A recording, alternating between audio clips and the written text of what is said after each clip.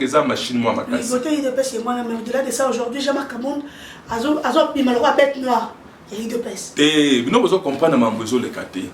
Moni muto azaka na vision azana souci à population, ana souci à regarder parti. Jean-Marc Kabound au besoin mo lo bazonga ba c'est bête noire. Bazonga sima quand même ba ko komona bola mo Jean-Marc asali na IDPS. Ba bazomona kaka mabe ya mutu. Mais si on a un bola moko o mutu asala pona lelo so IDPS lelo et comme il a pouvoir Jean-Marc a faire partir na bateau basali ba action ba rôle à makasi parce que il a été tenté plusieurs fois par liwa ya Kondo Etienne Tshisekedi wa Mulumba, il a été tenté plusieurs fois dans la corruption na bato FCC ba luka na ba forme nyonso.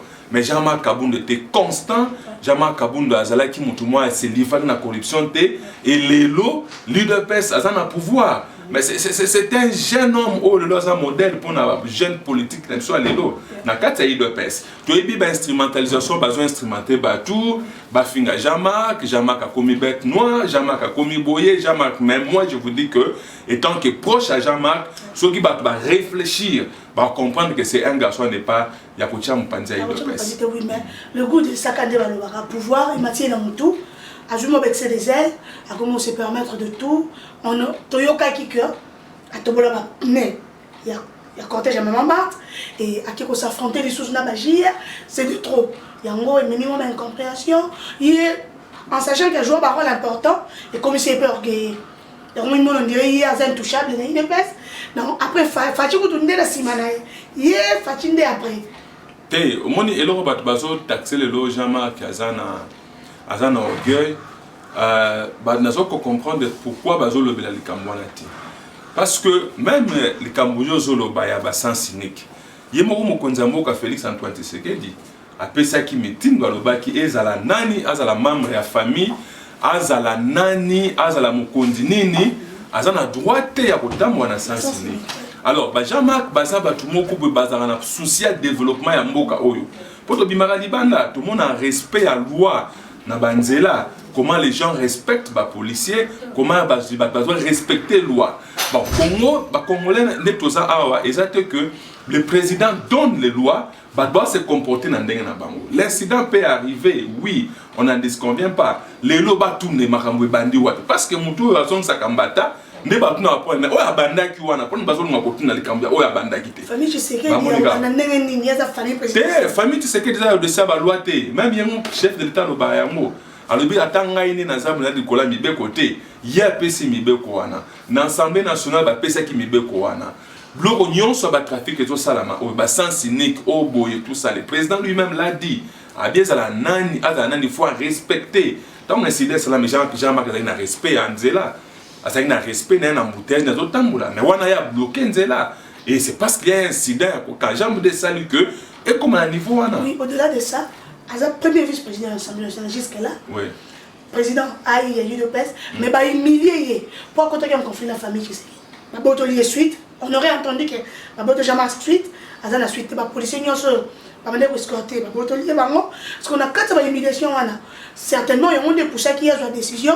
Nana le pays ba boto les suite. Il y a tweeté que Toyoka qui caractère ba boto lié suite, ba humilié on a Siliki Félix Tshisekedi a benga qui personnellement a déposé dans l'IDPS, a déposé dans l'Assemblée nationale. Il y a un mouton sur le barana le baki qui est Félix Tshisekedi a benga qui Jean-Marc Kabound a démissionné. Il y a zala qui ton j'ai mis Félix a benga qui. Au moins quand ceux qui battu bazlingi mutute ils peuvent commencer à loba n'importe. Jean-Marc présentement dit au loba na ni talelo. Jean-Marc est premier vice-président de l'Assemblée nationale. Mais il avait tweeté qu'il va démissionner. Mais il ne faut pas traiter. Non, non. Mon problème est ça. Nous avons des principes, on a des procédures. La procédure a un règlement intérieur et l'Assemblée nationale, la procédure a une loi. La loi dit qu'on ne peut pas poursuivre quelqu'un avec intention. Les locaux ont intention, justice c'est parce que tu as tué. Parce que qu'est-ce qui dit que preuve, il y a démission, il y a Jean-Marc, ça parce qu'il a tué. Les intentions, comment ça poursuit une intention? Est-ce qu'on a vu la lettre que Jean-Marc est allé faire les actes qu'il a déposé? Pas encore. Alors, mais au-delà de ça, a provoqué situation. Déjà, pétition contre hier, ce qui a déposé le député à UDPS, parce que récolter pour la destitution. Donc, à provoquer le comment contrôler. Comment il va faire pour s'en sortir dans le rapport? Au moment où qui est député de PS et Assemblée nationale, va déposer pétition contre Jean-Marc Ngaye comme ça. Tu sais pourquoi? Parce que depuis la législature, ce sont des gens qui ont combattu Jean-Marc. Même la première élection à Jean-Marc, beaucoup de députés de l'UDPS l'ont trahi. Les lots ont Jean-Marc à place pour qu'il va remplacer. Tout le monde député. Les actions parlementaires au salle.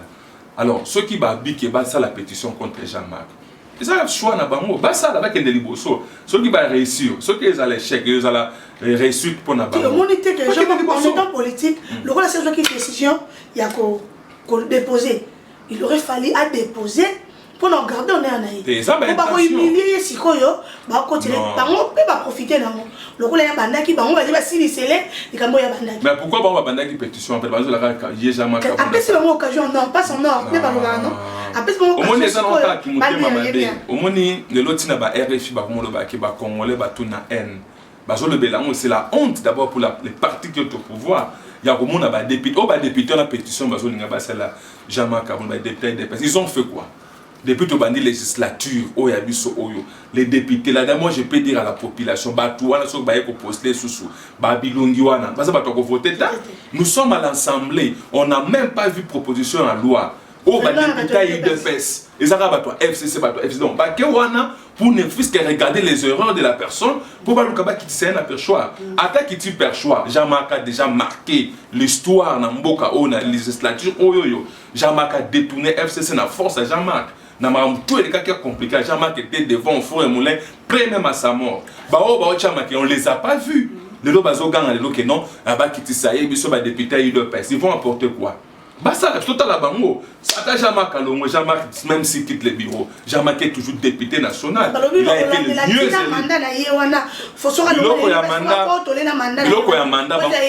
Biloko ya mandat, so babani ko attaquer en bazo attaquer Félix Tshisekedi Yemoko. Parce que muto apesa ki mandat wana, ça Yemoko président de la République. Mais on a entendu qu'il y a Félix Pébé bani. Maman, bolanda ka biloko bazo ebisabino wana te, moi je vous confirme tout de suite na pona ebisabino que Félix Tshisekedi, président de la République, n'a jamais Kabound microbe exaté. Bazan en bon terme. C'est Jean-Marc. Oh, non, Jean-Marc, vous savez, des fois, quand quelqu'un est torturé moralement, on doit écouter un problème, on roboyer. Parce que vous avez un peu trop léger. Imaginez, ils sont venus comme à la guerre. Bon, c'est pas bon, Jean-Marc. Tout ce qui est Jean-Marc, travailleur. Qu'est-ce que le travailleur avait à voir dans Jean-Marc? Qu'est-ce que Banana avait à voir pour traumatiser Bango? Ça peut lui arriver. Et il peut par cet incident à Kobenga. Parce qu'il y a un chef, non, en tout cas, vous voyez, tant que tout s'est arrivé. En étant politique, Jean-Marc, un politicien qui était dans le Bokanabiso, il a prouvé de quoi il est capable. Lazare pour tout remettre en cause les lois Congo. Alors que ça déjà la capacité, c'est un grand politicien. Moi, les décisions qui précipitent dans la casquette, il y a président, il y a UDPS, et ça, il y a UDPS de fonctionnaire. Il a beaucoup d'ennemis, il a. Mais des gens dans qui, si on est, nous va s'en charger. Comment il va faire? On a joué si on ramboie. Bon, ça change dans mon point. Mais non, donc il va proche, calcule est-ce que ça n'est pas de jouer l'ennemi. Non, le problème est que l'ennemi on affronte. Moi, je crois que Jean-Marc n'a pas peur. Jean-Marc connaît ses capacités. Et Jean-Marc, même s'il quittait présent à l'UDPS, Jean-Marc est combattant de l'UDPS. Il est gravé dans l'histoire de l'UDPS. On ne parlera pas de l'UDPS sans parler de Jean-Marc. Jean-Marc, Bassala Boye. Et puis que Natika Koyop s'appelle le roman, il s'appelle le secrétaire général Kabouya Lobby. Kabouya a tenu réunion exécutif. Presse, c'est là qui a la cible sur Boya qui a. Non,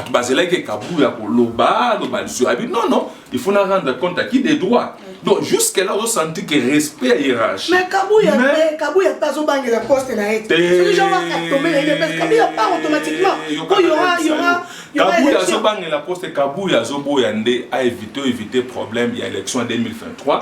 Parce que ils ont fragilisé l'UDPS. élection, toi la compte à rebours. Une année déjà, quelques mois, pour Kominango. Et ils ont dérangé à tel point que Bakabou a balingé le compte parce que l'ennemi n'a pas profité d'Ango. Pour que ba déranger le pouvoir. Est-ce que vous avez dit que le lot, maman, vous avez dit que le lot, il de pèse, ils en ont un problème. Mais bah parti mon sous soit Liban da perdre, bah toi kotoyo, bah zoya kokota makamboyi de pèse. C'est ça la politique. C'est pour dire que c'est ce que ça. Kabouya ne le fait pas parce qu'à non, je crois qu'à l'ère actuelle, c'est sûr que le président commence à comprendre que non, et l'autre chose, quand la crise a une peste, ils en ont des faveurs à pouvoir en abuser. Les ennemis vont profiter. Yo quand si ba union sacrée, yo papa on a ba bongwani lo ba longwa changement brusque ba côté de côté union sacrée, les lots nous soutenons Fati. Mais ça c'est de l'aventure. Yo quand si ba on dit ba soutenir Fati. Ils veulent le chèque de l'UDPS pour dire à la population, regardez, bateau, 37 ans. Non, Kabouya a compris que crise ou a UDPS, ils ont même abusé, ils neutraliser l'USO pour nous préparer l'élection. Alors c'est ce que les combattants ne comprennent pas. Même s'il y a des problèmes au sein de la partie, tout sangana, tout bunda, tout gagné, tous les cas parce que d'ici là, nous devons présenter un bilan. Les jeunes de PES, désavoués, déclaration, ils enchaînaient,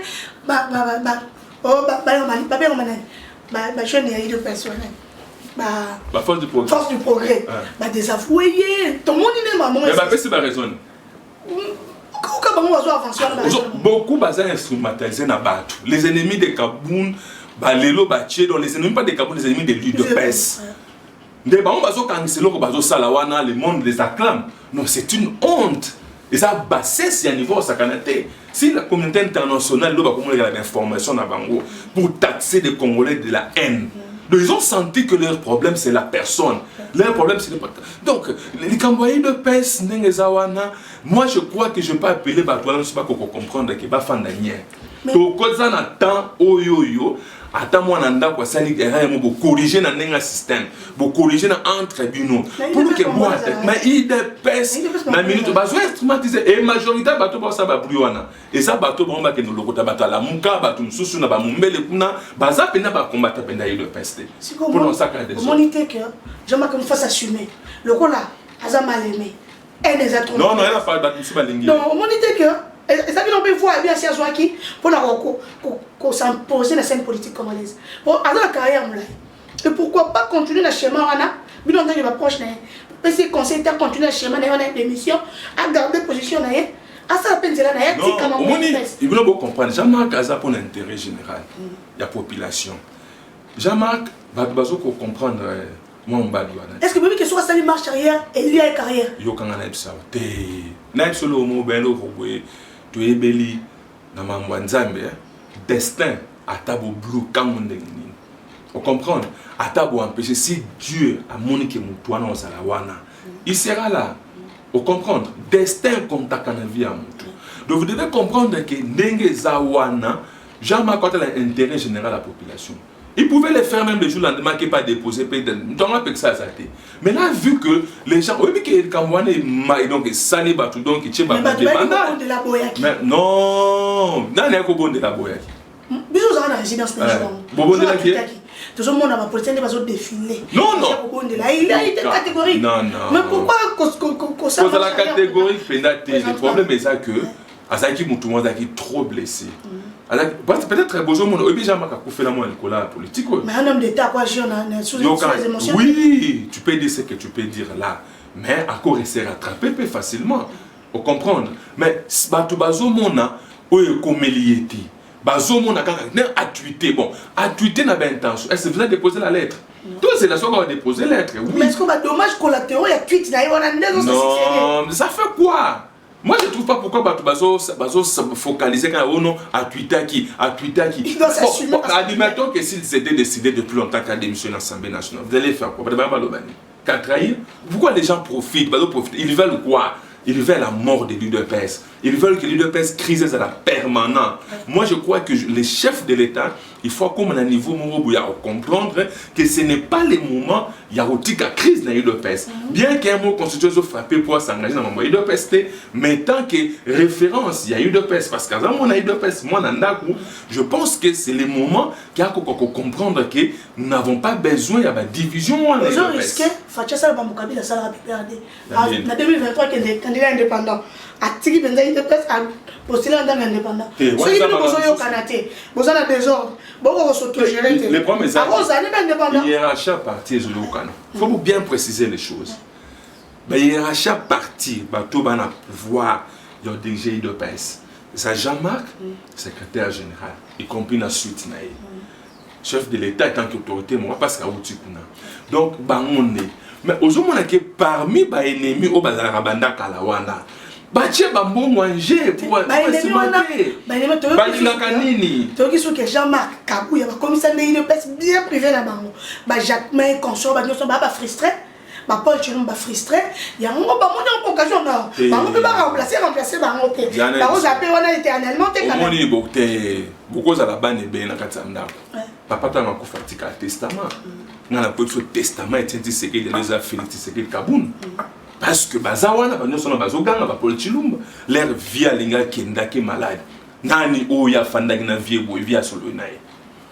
Les dernières personnes qui ont les vieux selon la source autozoaki via Sololi, Félix son fils et Jean-Marc Kaboun. Et on connaît des secrets qu'on ne peut pas divulguer dans la presse. Mais lors Zoloba, il est président Jean-Marc Kayebi, il est président de la République Kayebi. Et Batoumoussou va conseiller, maman tu es au courant de ça. Les deux personnes, et ils ont eu de paroles.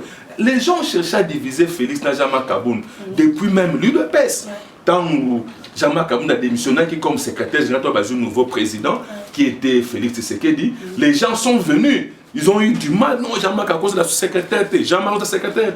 Donc Luka qui division depuis Kala. Mais Félix Tshisekedi, le président de la République, connaît les secrets de la personne de Jean-Marc à côté de lui. Donc je comprends que bateau oh non, à tout remplacer bon c'est pour nous la famille papa dans la koufi mais on bien la liquidateur les années on va tirer les responsabilités. Alors c'est lui là qui vous dirige vous tous sur ce qui nous vous êtes un liquidateur oh via tiki testament ce que bino ce que bolingi tété voilà ni kakaye non liquidateur c'est comment agir sous les émotions et ça la kanango maintenant ce que ça on ça na émotion qu'est-ce que c'est fait abenga ba famille ba fandi. Non, il y a un grand frère qui a la responsabilité, d'autres cas qui n'a pas de mais tout le monde a dit mais donc ils sont là en train de méditer, de voir les erreurs. Ils sont méditer, on a barrière nanga, au moment il y a trop. On comprend. Donc on nous fait bien la bête du bakobi à ça l'erreur. Donc il y a méditation, tant qu'on a une erreur pas au bimina média. Est-ce que média trouve la solution à Kaboun doit savoir nanda ou jamais. Félix a mon nanda ou. Ata basali ba koka jambe. Ou bien aba parnivoire parti là. Non parce Kaboun doit finir parti là. Kaboun doit finir parti là. Kaboun aussi il fallait trahir les partis. On a trahi en haut kala. Au moment où on peut se dire qu'on ne pouvait pas les voir dans la minute quand on a un musala n'engageant ensemble paix. Ya boye.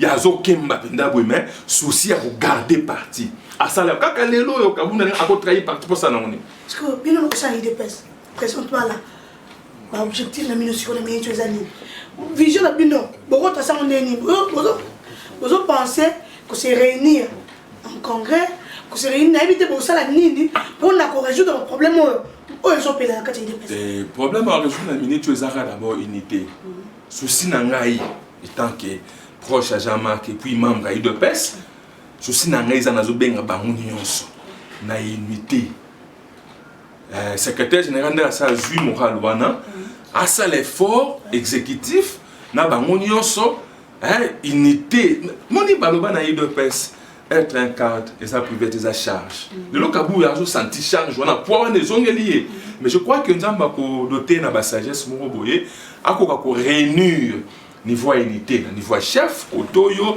Batunion, non, on ne peut pas continuer comme ça. Les ennemis sont juste à la porte. Bazoluka, détriment d'Abisso. Qu'est-ce qu'on peut faire d'abord?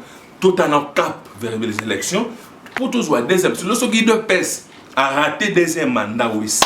On voit rater. Maman. N'a qu'à des ordres, mais l'ennemi n'est pas. bango mpe ozo se préparer beneni na biso ata batelemiso ndeni bakoka biso te biso toza idps des autres siko bango bakosala nini bazoluka mpe bazwa bino Jean-Marc Jean-Marc aza élément à craindre ngai nayebi ke nde baza wana bakokoswa azaki nzambo ete ayebi ndako bien soki bazwi bino ye Jean-Marc tokundai na drapeau idps ozo comprendre wana azoloba ngo mpenza avec certitude Jean-Marc bakokundai na drapeau idps ata nyonso baplan bango bakosala mais Jean-Marc c'est le sang de l'idps il ne le fera pas aza mutu oui mais bajejaka mutu mpe na baacte na baconviction façon bozalaka na ye yana bato mosu otali boye awo akotrahir yana motu mosu otali boye tozomona ebe tisekedi atali Jean-Marc mwana moke atali abi oyo atikala akotrahir mboko te arécupéré de loin de Nazareth petit sorti quelque chose de Nazareth de bon azwi ye na kati ya ye na ye